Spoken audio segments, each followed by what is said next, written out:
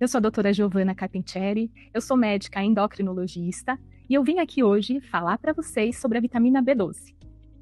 Meus conflitos de interesse. Vamos lá. Por que falar da B12? A deficiência de B12 é muito prevalente. Ela pode chegar a 15% da população mundial. E nos idosos isso é ainda mais importante. 20% dos idosos podem apresentar deficiência da vitamina B12. Por que ela é pouco reconhecida? Porque os sinais e sintomas são muito inespecíficos. Eles confundem com várias patologias de diversas especialidades. E é por isso que todos os médicos devem estar atentos para essa deficiência. Lembrando que nem sempre há anemia ou macrocitose, que é o que a gente aprende nos estudos da faculdade. Mesmo sintomas neurológicos e cognitivos podem estar presentes sem alterações hematológicas. O que isso quer dizer? O paciente pode ter sintomas de deficiência de B12, pode ter deficiência de B12 e a gente não vai perceber. A gente vai esquecer de pedir a dosagem da B12. Por isso é tão importante. Então, para falar da deficiência de B12, eu vou contar para vocês a história de uma paciente minha, que é a minha xará, Giovanna. Ela me procurou quando ela tinha 19 anos por uma queixa de raciocínio lento, dificuldade de concentração há uns meses, um cansaço persistente e ganho de peso. Nos hábitos de vida dela, ela tinha hábitos alimentares que ela dizia ser saudáveis e eram mesmo. Ela acordava disposta, mas ia ficando cansada ao longo do dia. Ela treinava, mesmo assim, 4 a 5 vezes na semana, tinha um sono bom e reparador de 8 horas por noite e estava usando só levotiroxina de 50 microgramas e tinha um DIU hormonal.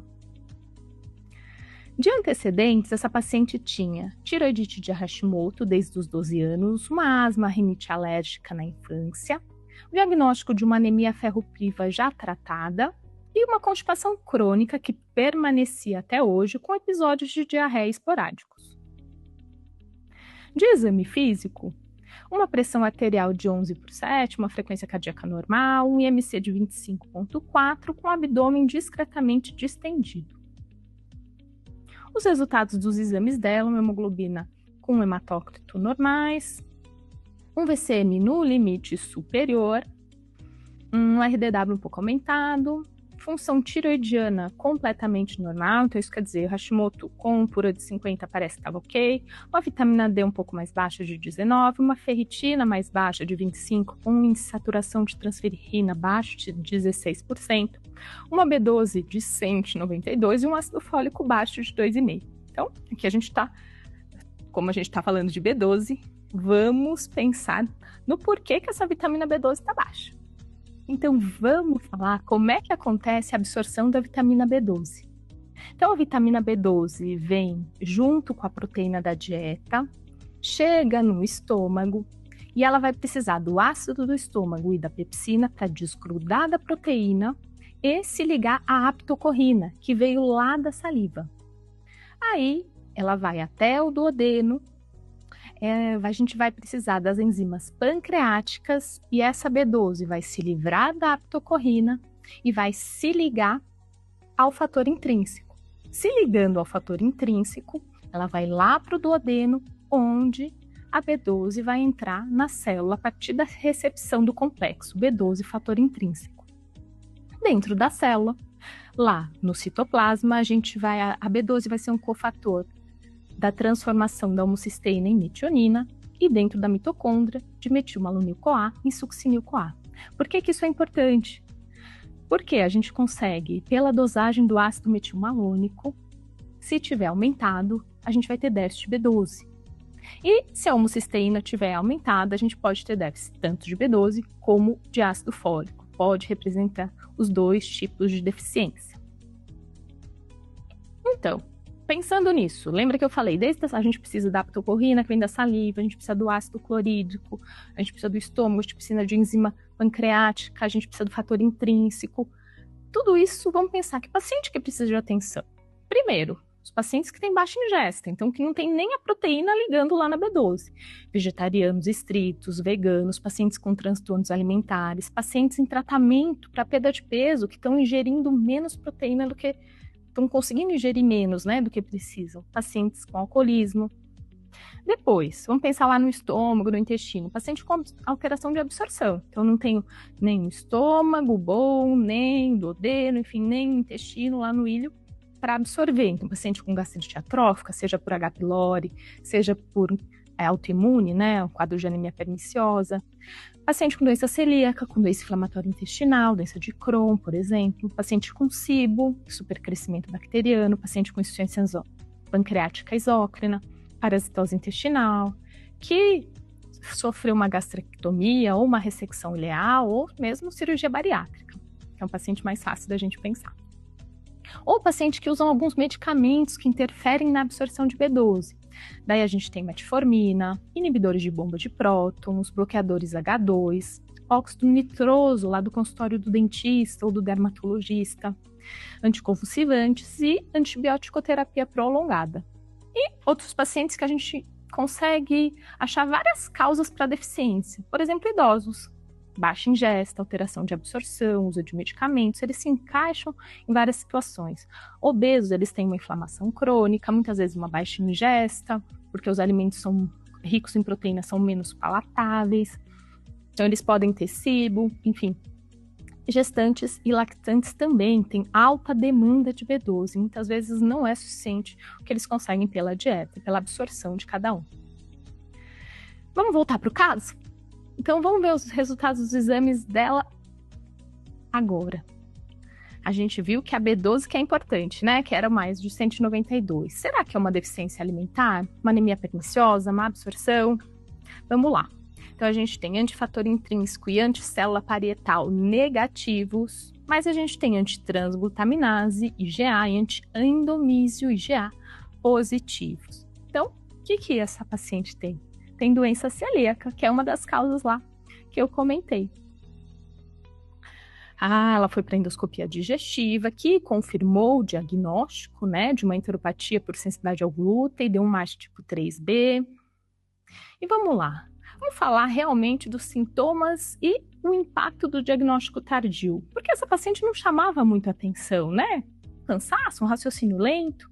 Os sintomas realmente são inespecíficos. Fadiga, fraqueza, tontura, dificuldade de concentração, alteração de humor, parestesia leve.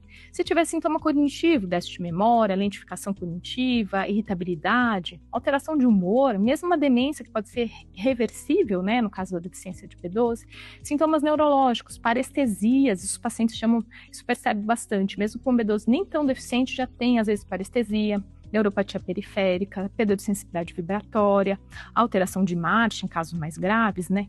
Mas lembrando que o diagnóstico tardio pode resultar em dano neurológico irreversível. Então, cuidado com esses sintomas inespecíficos. Do diagnóstico, realmente uma deficiência, como a nossa paciente tinha, é abaixo de 200, abaixo, entre 200 e 300, a gente tem uma possível deficiência, e acima de 300, uma deficiência improvável. Mas em que a gente vai pensar? Em repor, por exemplo, um paciente acima de 300? O paciente vai entrar em tratamento para perda de peso, que não vai conseguir ingerir. Ou que tem uma doença crônica, a gente sabe que essa B12 não vai conseguir ficar boa ou vai ainda piorar, né? Dependendo do medicamento que for colocar, enfim. Daí a gente pode, nesses casos, dosar homocisteína ou ácido metilmalônico para realmente comprovar se o paciente tem ou não deficiência. E como que é o tratamento? O tratamento pode ser tanto com B12 injetável, como sublingual, como oral. No caso dessa paciente, eu optei por mecobalamina 1.000 microgramas ao dia por 3 meses, que é o tratamento da deficiência. A gente tem um quadro muito, muito grave, muito mais agudo, a gente pode usar a forma injetável. Mas, enfim, todas as formas são muito parecidas no tratamento da deficiência. Eles corrigem a deficiência. Vamos voltar para o caso, então? Primeira orientação para ela, exclusão de glúten da dieta. Foi encaminhada para o gastro que cuidava de doença celíaca também, né? Comecei o tratamento com mecobalamina 1.000 microgramas ao dia por 3 meses e depois eu já avisei ela que ela ia precisar continuar o tratamento com a mecobalamina 500 microgramas ao dia depois da correção da deficiência, que normalmente é após 3 meses, né? Até ela ter recuperação intestinal completa. Se ela conseguirá excluir o glúten, provavelmente ela vai conseguir absorver a B12 adequadamente. Não sabemos. E ela precisa repor outras vitaminas. Lembra? Ela estava com vitamina D3 baixa, ferro baixo, ácido fólico baixo, né? Lembrando que o tratamento corrige a deficiência, mas não necessariamente resolve a causa. É fundamental investigar a etiologia para a gente também saber a duração do tratamento. E olha que legal, a paciente teve um diagnóstico que provavelmente ela deu sorte, enfim, vai impactar a vida inteira dela, vai ter uma qualidade de vida muito melhor. Então, sempre buscar, se a gente acha uma B12 baixa, como nessa paciente, sempre tentar buscar a causa disso. E na presença de causas irreversíveis, por exemplo, um idoso que usa várias medicações, ou um paciente de cirurgia bariátrica, gastrectomia, são causas irreversíveis, veganos, enfim, esse paciente vai precisar do tratamento crônico de manutenção, que a gente usa 500 microgramas, né?